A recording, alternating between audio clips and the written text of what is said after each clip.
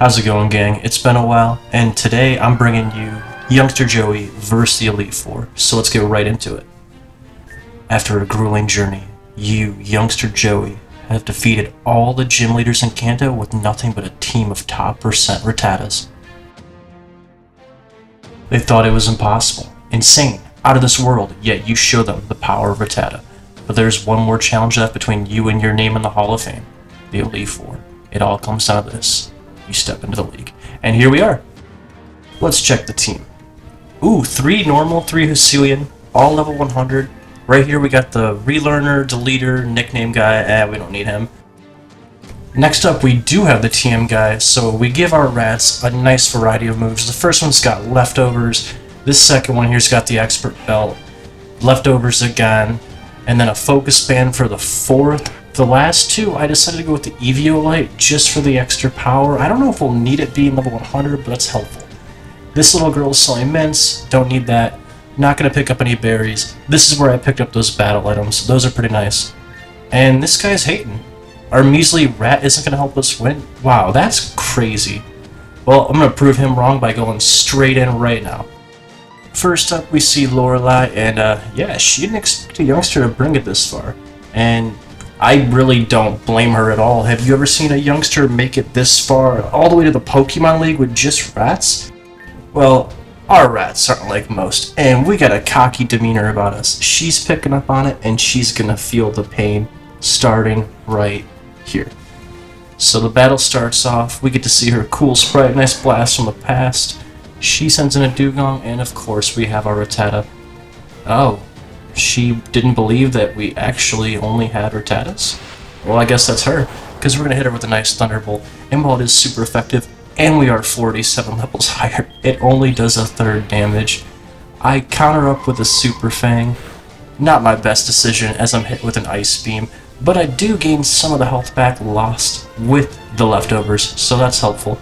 I'm kind of just gauging my moves here, seeing what does damage. Sludge Bomb, not great. Probably could have gone for a Thunderbolt and take it down. As the Dugong hits me with a Surf, I get in the yellow. Leftovers brings me back up into the green as I hit another Sludge Bomb, and we defeat our first Pokemon in the Elite Four. Pretty impressive for one rat. She's about to send in a Slowbro. We stay in since this is Thunder Rat, and I hit a nice Thunderbolt, which once again only does about a third as he yawns and makes me a little bit tired. We get our health back as we have been. Safeguard is finally gone. I switch to a new rat, avoiding the sleep as I'm hit with another Surf. This Surf does a nice amount of damage, but it's nothing to make me stress as I hit a Grass Knot, which does huge damage.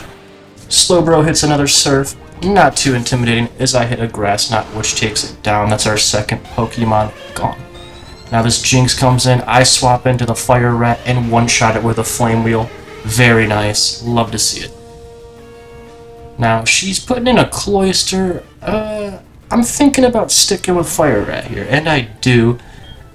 Super Fang is going to do about half HP as it's supposed to, as the Cloyster sets up spikes, which could be annoying if we do have to switch out eventually. Our Flame Wheel doesn't do much, as the Cloyster dives under the water. Now, I just go for a Flame Wheel as it has the most PP, we don't want to waste any of that. I do get hit by the dive. It doesn't do too much damage, so there's nothing to worry about there, as I do hit another Flame Wheel, leaving it very low in the red.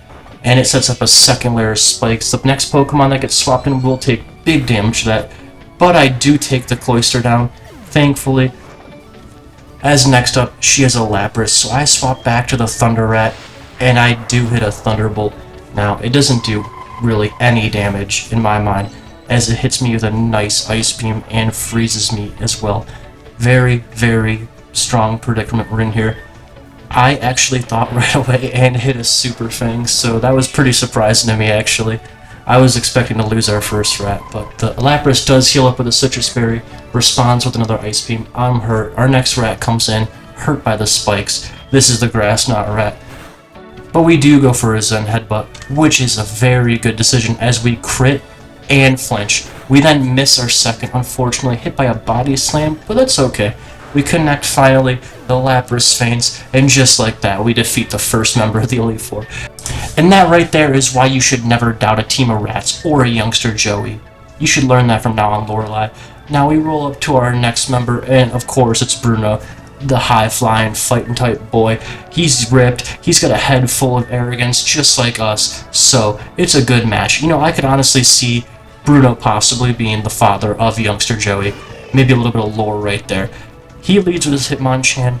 I'm coming in with the Hisuian rat. He thinks it's a joke, but unfortunately this is no joke, because you're about to witness greatness.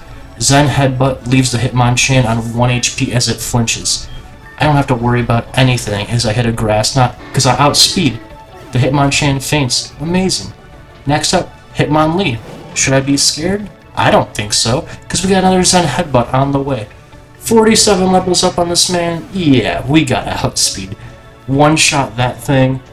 Onyx is coming in next, and I have nothing to worry about, because this is the grass knot rat. So we hit a nice grass knot, and look at that. Where did the Onyx go? Over the hills, I guess, because he ain't here no more. Now this next Onyx is coming in. He's 3 levels lower than the last one. I don't see it standing any chance, and it doesn't. So our man Bruno here is getting kind of swept as his Ace Machamp comes out. I mean, cool and all, great for you and your trait evolution, but I mean, a critical hit overkill, that's pretty impressive. Yeah, how could you lose? How could you lose to one rat is my real question, so screw you. And thankfully for us, actually, we have Agatha next, and that's going to mean we don't have to switch out Grass Knot Rat, as she is the Ghost Elite Four member. And, you know, she's hating on us just like Bruno and Lorelei did, but that's not going to change nothing. She can come up with her cane, send out her Gengar, it's going to be slight work soon here. And of course, she has something to say. I mean, yeah, the rat is pretty cute. You got something wrong with that? And of course, we hit another critical hit. Curse Body does affect us, not super concerning. With the Gengar gone, we could swap out, and that'll reset that last rat. But we got Thunder Rat in here, doing good damage to the Golbat. Rattatas were definitely not intended to really have that Thunder vibe, because, man, you'd expect something 46 levels higher, just to maybe one-shot? But no, not really a sweat though, as we take it down in 2 Thunders instead of 1. Now, Arbok's coming in next. We got a decision to make here, and we actually stay in. So he intimidates us, puts our attack down 1 stage, but thankfully Super Fang always does half of the current HP the Pokemon has. So we get the Arbok directly to half. It hits us back with a little move. That's okay though, we heal up with our leftovers, we're looking clean, and we're just hitting crits all the time. We also froze the Arbok, but it broke out right away to hit with an Iron Tail. A little bit of damage to that one. Nothing we gotta worry about though, as Ice Beam takes it down. Now what do we got next, Agatha? I'm curious, alright? So we get healed up with our leftovers. She's sending in a Haunter, so I bring out Zen Headbutt Rat, and of course it just slams. I mean, this might be the GOAT Rat. Can we deny that? I don't think so. Another Gengar comes out, but I'm not too concerned. Sludge Bomb should have made me concerned, because that crit and took my red up. Now the next one comes in. I hit a nice U-turn because I accidentally sent the wrong one in.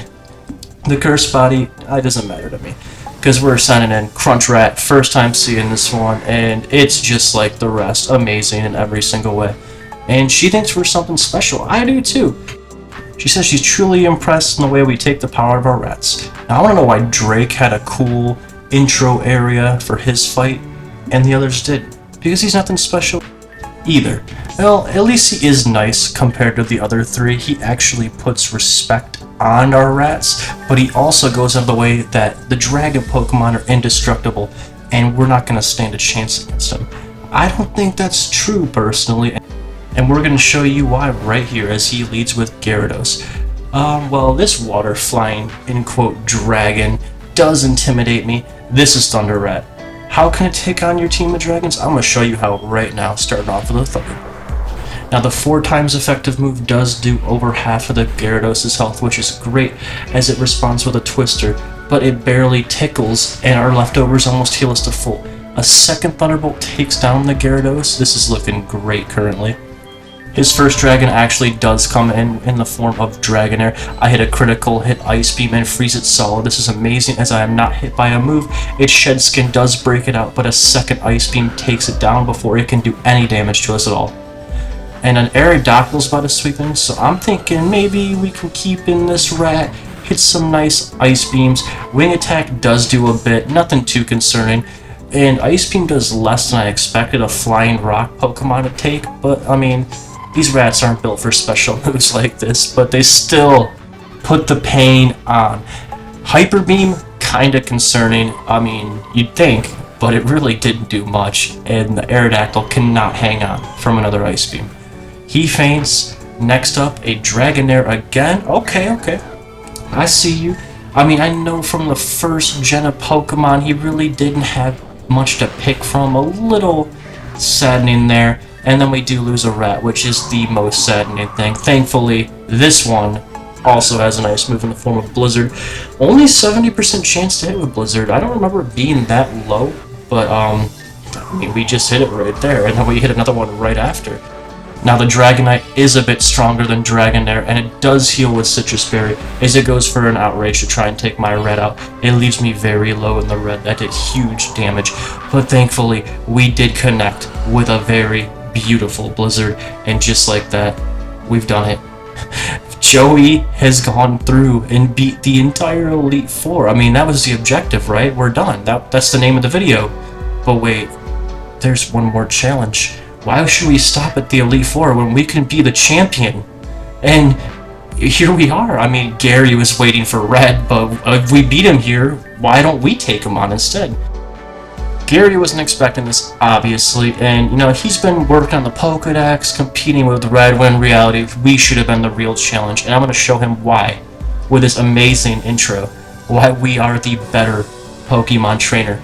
He may have got a team that covers all types, but when we got 2 types of rats, you can't plan ahead for that. Now this Pidgeot is getting hit with a nice Ice Beam. Thunder Rat getting whirlwinded out of the arena.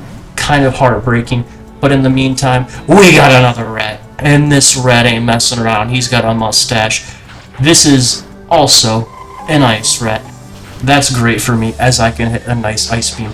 I go for another one, but first I'm hit by an Aerial Ace, which does decent damage. My Ice Beam does connect, and we take out Gary's first Pokemon. Very impressive. He has a Gyarados himself, much like Drake.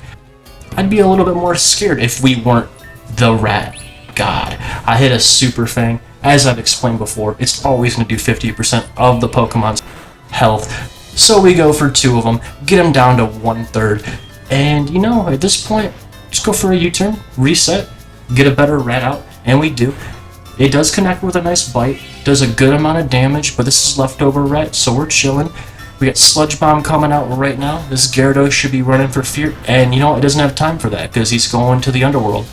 Now Rhydon does come out. I don't have a water rat, I do have grass knot rat, but we're not.